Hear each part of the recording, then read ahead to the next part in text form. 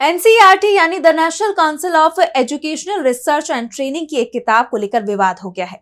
दरअसल एनसीईआरटी की क्लास 8वीं की इतिहास की नई किताब पर आलोचकों ने शिक्षा के भगवाकरण का आरोप लगाया है।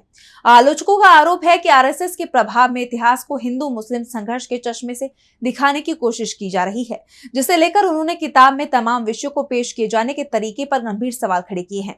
क्या एनसीईआरटी के जरिए वाकई किया जा रहा है शिक्षा का भगवाकरण? जानने के लिए देखिए रिपोर्ट। एनसीईआरटी पर एक बार फिर गंभीर सवाल खड़े हो गए हैं। 2025-26 सत्र के लिए प्रकाशित कक्षा 8 की इतिहास की नई किताब exploring society India and beyond part 1 विवादों से घिर गई है। आलोचकों का आरोप है कि यह किताब दिल्ली सल्तनत और मुगल काल को एक तरफा और अत्यधिक नकारात्मक रूप से पेश कर रही है, जो कि शिक्षा के भगवाकरण की ओर इशारा करता है। आलोचकों का आरोप है कि आरएसएस के प्रभाव में इतिहास को हिंदू मुस्लिम संघर्ष के चश्मे से दिखाने की कोशिश हो रही है। किताब में लिखा है कि सल्तनत काल में बौद्ध, जैन और हिंदू मंदिरों पर कई हमले हुए, जो लूटपाट और मूर्ति तोड़ने से प्रेरित थे।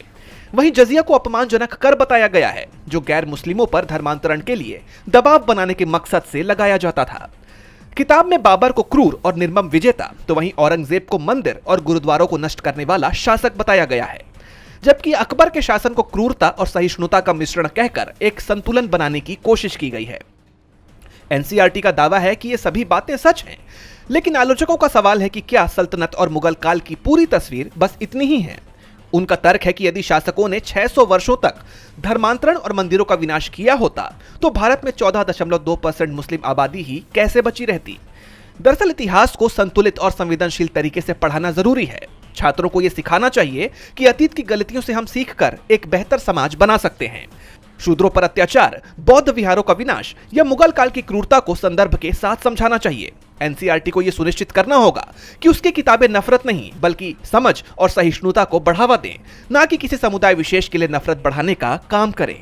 डीबी लाइव की रिपोर्ट।